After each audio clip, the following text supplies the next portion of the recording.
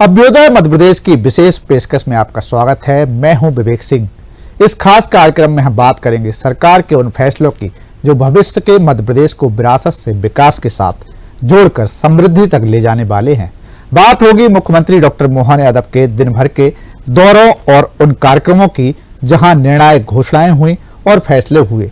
तो दिन भर में क्या कुछ खास रहा, कौन सी खबर सुर्खियां बनी, आइए जानते हैं इस खास कार्यक्रम में।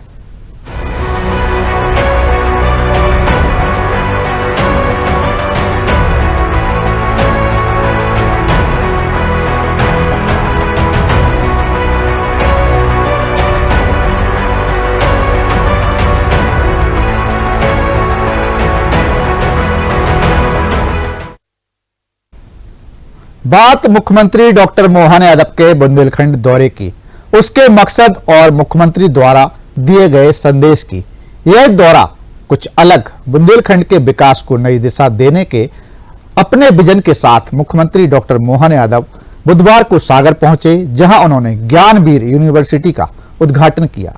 खुद शिक्षा मंत्री रह चुके मुख्यमंत्री ने इस अवसर पर कन्या पूजन कर कार्यक्रम की शुरुआत की और साफ संदेश दिया कि सरकार शिक्षा को केवल डिग्री का माध्यम नहीं बल्कि समाज के परिवर्तन और युवाओं के भविष्य की आधारशिला मानती है। उप मुख्यमंत्री राजेंद्र शुक्ल और उच्च शिक्षा मंत्री इंदर सिंह परमार की मौजूदगी में मुख्यमंत्री डॉक्टर मोहन यादव ने शिक्षा, रोजगार और क्षेत्रीय विकास के उस मॉडल को सामने रखा जिसमें बुंदेलखंड के युवाओं को अपने ही क्षेत्र में अवसर उपलब्ध कराने की कोशिश दिखाई देती है। देखिए यह खास रिपोर्ट। बुंदेलखंड का संभागीय मुख्यालय सागर, जहां मुख्यमंत्री के दौरे को लेकर युवाओं में खास तौर से उत्सुकता नजर आ रही थी। यहां बुधवार को यह तारीख यादगार बन गई। शिक्षा और रोजगार को लेकर एक नई पहल की शुरुआत हुई। मुख्यमंत्री डॉक्टर मोहन यादव ने नरियावली रोड स्थित जीरई के पास ज्ञानवीर यूनिवर्सिटी का उद्घाटन किया। कार्यक्रम की शुरुआत मुख्यमंत्री ने कन्या पूजन से की, जो भारतीय परंपरा और संस्कारों के सम्मान का प्रतीक भी माना जाता है। इस अवसर पर उप मुख्यमंत्री राजेंद्र शुक्ल, उच्च शिक्षा मंत्री इंदर सिंह परमार और जिले की सभी 8 विधानसभा क्षेत्रों के विधायक भी मौजूद रहे। माहौल बता रहा था कि उम्मीदें बढ़ चुकी हैं। ज्ञानवीर यूनिवर्सिटी को केवल एक शैक्षणिक संस्थान के रूप में नहीं बल्कि बुंदेलखंड के अवसरों के नए केंद्र के रूप में देखा जा रहा है। सरकार का मानना है कि अगर उच्च शिक्षा की बेहतर सुविधाएं क्षेत्रीय स्तर पर उपलब्ध होंगी तो छात्रों को बड़े शहरों की ओर पलायन नहीं करना पड़ेगा। यही वजह है कि सरकार शिक्षा के क्षेत्र में नई संस्थाओं के जरिए क्षेत्रीय संतुलन बनाने की कोशिश कर रही है। हमारे बच्चों में किसी बात की कमी नहीं है। वो खूब पढ़े, आगे बढ़े, भविष्य के सपने बुने हुए सपने पे आगे बढ़े और सफलता हासिल करे। इसीलिए तो ये विद्यालय, महाविद्यालय परिवारों की, माता सरस्वती के मंदिरों की आवश्यकता है। मुझे इस बात की प्रसन्नता है, किसी भी व्यक्ति का अपने पैतृक गांव से, जन्मभूमि से एक विशेष लगाव भी होता है। ऐसे में आपने अपने गांव के अंदर भी अपने वंश के आधार पर इस विश्वविद्यालय की स्थापना की। जीवन क्या है, 2 पल के बाद फिर वापस नया कर्म, लेकिन ये लगाए गए पौधे और विश्वविद्यालय, महाविद्यालय, विद्यालय ये कई पीढ़ियों तक आगे आपके यश को, गौरव को बढ़ाएंगे। आइए हम सब मिलकर के एक अच्छे संस्थान की शुभारंभ की बधाई देते हैं। इस पहल के साथ ही यूनिवर्सिटी परिसर में रोजगार मेले का भी शुभारंभ किया गया, जहां देश और प्रदेश की कई कंपनियों युवाओं का इंटरव्यू लेकर अलग अलग पदों के लिए चयन कर रही हैं। इस रोजगार मेले का उद्देश्य केवल नौकरी उपलब्ध कराना ही नहीं बल्कि युवाओं को स्वरोजगार और कौशल आधारित अवसरों से भी जोड़ना है। सरकार की कोशिश है कि शिक्षा संस्थान केवल पढ़ाई तक सीमित न रहें बल्कि वे रोजगार और उद्योग से सीधे जुड़े रहें। मुख्यमंत्री की मौजूदगी उनका जोश और संदेश ही नहीं, अंदाजे बयां भी गौर करने लायक था। ऐसे में सागर में ज्ञानवीर यूनिवर्सिटी की शुरुआत को बुंदेलखंड में शिक्षा और रोजगार के नए अध्याय के शुरुआत माना जा रहा है। Bureau report, DNN। बुंदेलखंड लंबे समय से विकास की चुनौतियों से जूझता रहा है, चाहे वह शिक्षा की उपलब्धता हो, रोजगार के अवसर हों या युवाओं का बड़े शहरों की ओर पलायन। ऐसे में सागर में ज्ञानवीर यूनिवर्सिटी की शुरुआत को सरकार एक बड़े बदलाव की दिशा में उठाया गया कदम बता रही है। मुख्यमंत्री डॉक्टर मोहन यादव का कहना है कि प्रदेश में शिक्षा को उद्योग, कौशल और रोजगार से जोड़कर एक नया मॉडल विकसित किया जा रहा है। इसी पर देखिए एक और रिपोर्ट। सरकार का मानना है कि सागर में ज्ञानवीर यूनिवर्सिटी की स्थापना से क्षेत्र के विद्यार्थियों को उच्च शिक्षा के लिए बड़े शहरों की ओर नहीं जाना पड़ेगा। यहाँ आधुनिक सुविधाओं और गुणवत्तापूर्ण शिक्षा के साथ नए कोर्स भी उपलब्ध कराने की योजना है। क्या शेरों ने खेला, पता ही नहीं लगा न्यूजीलैंड का, कहा कीवी ने काय का कीवा, सब बराबर हो गया। कितना आनंद आया। मुझे तो इस बात की प्रसन्नता है, जिस प्रकार से हमारे प्रत्येक क्षेत्र में खिलाड़ी नाम रोशन कर रहे हैं।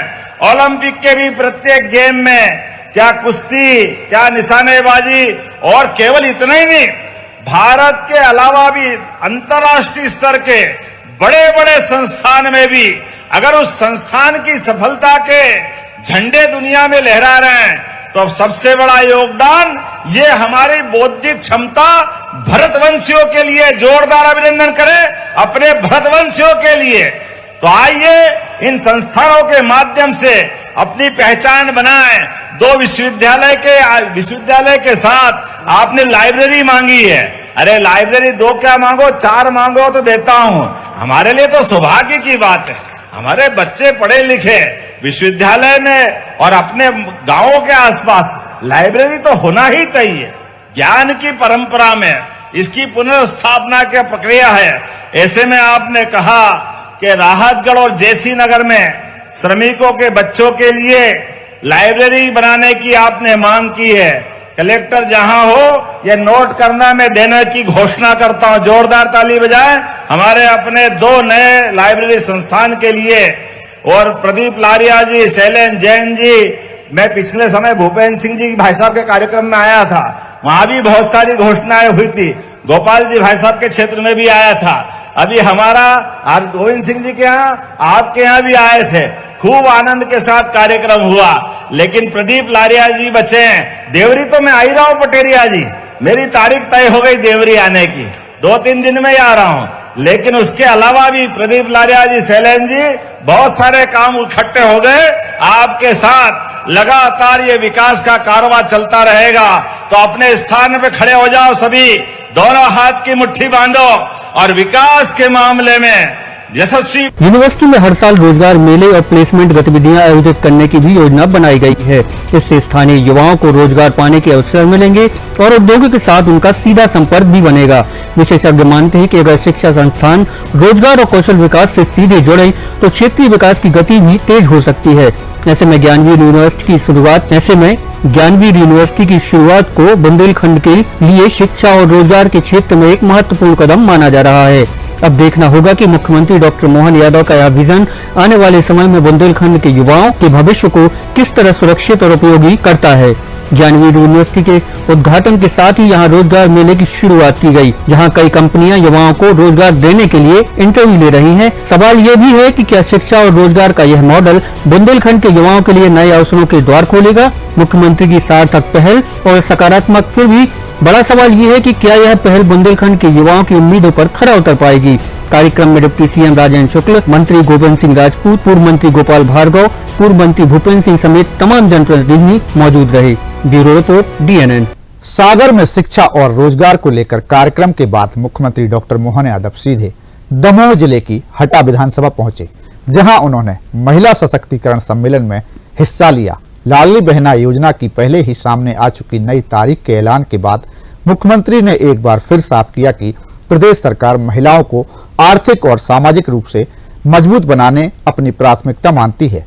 हटा में बड़ी संख्या में स्वयं सहायता समूह की महिलाओं और लाडली बहना योजना की हितग्राही महिलाएं सम्मेलन में शामिल हुई, जहां मुख्यमंत्री ने महिलाओं से संवाद भी किया और विकास कार्यों की सौगात भी दी।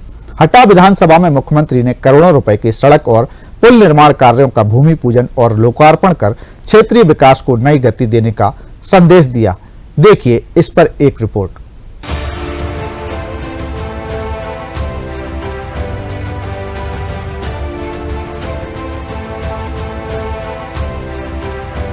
सागर से सीधे दमोह जिले की हटा विधानसभा मुख्यमंत्री पहुंचे।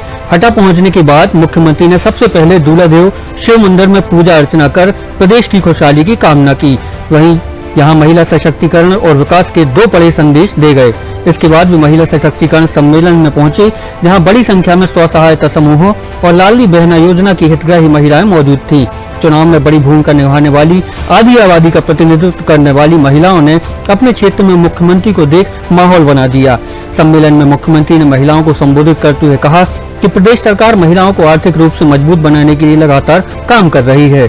लाडली बहना योजना के जरिए लाखों महिलाओं को आर्थिक सहारा मिला है और यही वजह है कि यह योजना प्रदेश की सामाजिक और आर्थिक संरचना में बड़ा बदलाव लाने की दिशा में अहम कदम मानी जा रही है। बहनों का हमारा ये आज का कार्यक्रम भोले शंकर की नगरी में और ये हमारी साक्षात जगदम्बा उमा देवी के लिए जो का जन्म लिया।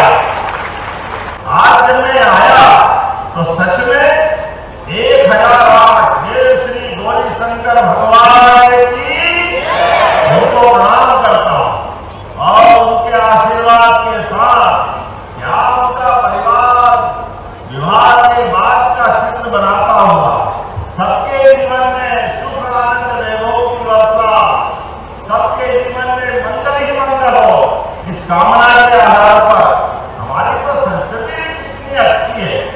हमारी संस्कृति माता बहनों के लिए सर्वप्रथम स्थान देने वाली संस्कृति है। इसलिए हमने अपने देश का नाम भी जगदम्बा के आधार पर रखा है। दुनिया में 200 से ज्यादा देश है, लेकिन कोई देश अपने को माता से नहीं जोड़ता। हमें गर्व है, हम सब प्रेम से बोलते भारत माता की। यह आनंद हमको आता है।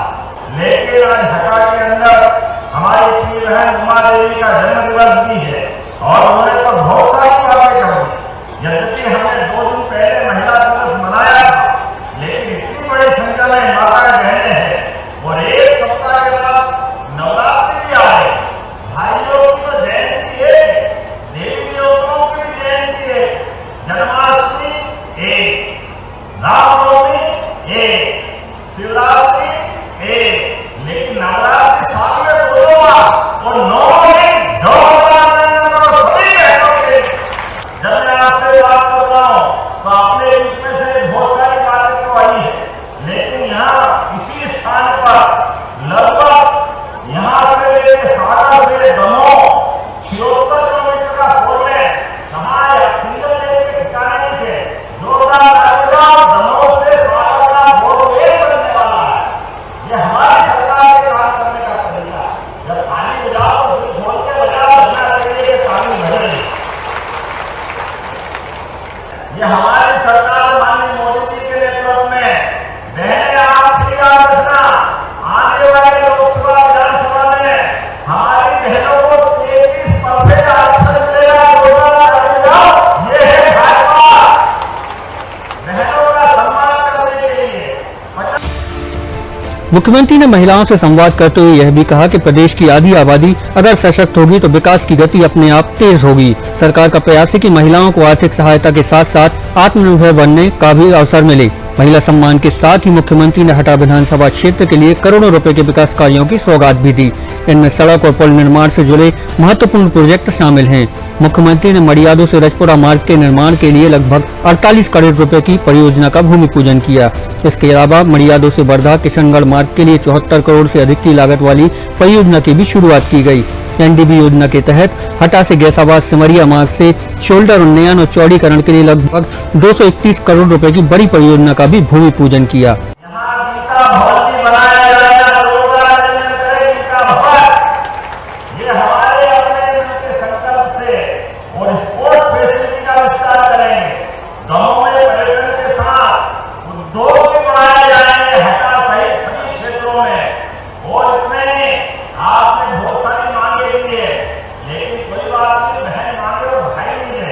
ऐसा कैसे हो सकता है? आपने कहा नगर हटा में नवीन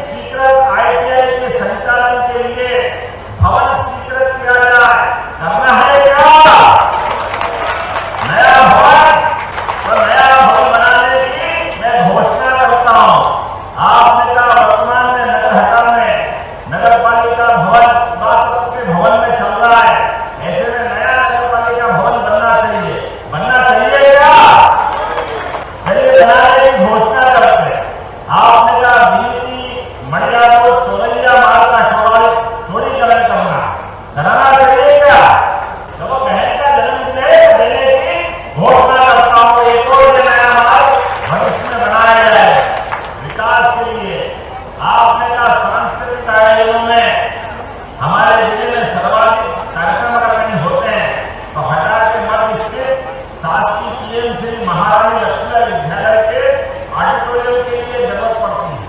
बनाना है इसमें, बनाना है तो बनाने की घोषणा आपने कहा मड़िया को देवली फतेहपुर में हायर सेकेंडरी स्कूल के भवन नहीं है, ये नए भवन चाहिए, देना है क्या नए भवन? बच्चे पढ़े लिखे आगे बढ़े, जो भी देना चाहिए मैं देने की घोषणा करता हूँ। ताली वाली बजाय अभिनंदन करें मड़िया का और देवली फतेहपुर में। मैं आज आपके बीच केवल इतने कहना चाहता हूँ, विकास के मामले में आपका हमारा संबंध इसी प्रकार से भाई बहन का संबंध बना है। बहन भाई का संबंध परमात्मा के दया से स्नेह का संबंध है। मेरी अपनी ओर से एक बार फिर आने वाले समय में आकर के और बहुत सारी बातें करेंगे और दोनों हाथ की मुट्ठी मारे मेरे साथ बोले भारत माता की बहुत बहुत धन्यवाद, भारत माता की जय। इसके साथ ही हटा से पटेरा कुम्हारी मार्ग के शहरी हिस्से के 4 लेन चौड़ीकरण, दुधिया नाले पर पुल निर्माण और सुना नदी पर पुल निर्माण जैसे कई परियोजनाओं की भी शुरुआत की गई। दमोह जिले के जिरौत सिमरी मार्ग में दियामरा नदी पर पुल निर्माण का कार्य भी इसी क्रम में शामिल है। दरअसल मुख्यमंत्री डॉक्टर मोहन यादव का यह दौरा केवल परियोजनाओं की घोषणा भर नहीं था, बल्कि इसके जरिए सरकार ने यह संदेश देने की कोशिश की कि बुंदेलखंड क्षेत्र में विकास और बुनियादी ढांचे को मजबूत करने के लिए लगातार काम किया जा रहा है। और जब महिला सशक्तिकरण के साथ विकास की योजनाएं भी जुड़ती हैं, तो इससे पहल क्षेत्र में सामाजिक और आर्थिक बदलाव की नई दिशा भी तय करती है। Bureau report, DNN। बुंदेलखंड के सागर और दमोह के हटा के इस दौरे के दौरान मुख्यमंत्री डॉक्टर मोहन यादव ने एक बार फिर जनता के बीच पहुंचकर अपने राजनीतिक और प्रशासनिक एजेंडे की झलक दिखाई। एक तरफ महिला सशक्तिकरण के मुद्दे पर बड़ी संख्या में महिलाओं से संवाद किया, तो दूसरी ओर शिक्षा और रोजगार की चुनौतियों को ध्यान में रखते हुए युवाओं को नई दिशा देने की उनकी कोशिश भी नजर आई। कुल मिलाकर यह कहा जा सकता है कि जनता से लगातार संवाद बनाए रखने को लेकर मुख्यमंत्री डॉक्टर मोहन यादव संजीदा दिखाई दे रहे हैं। एजेंडा विकास का आगे बढ़ रहा है, लेकिन नजर भाजपा के प्रदेश में परंपरागत वोट बैंक पर भी बनी हुई है, जिसके समग्र विकास का दावा मोहन सरकार कर रही है। अभ्युदय मध्य प्रदेश की इस विशेष पेशकश में आज इतना ही। इसी के साथ इजाजत दीजिए विवेक सिंह को। कल फिर मुलाकात होगी एक नए विषय के साथ।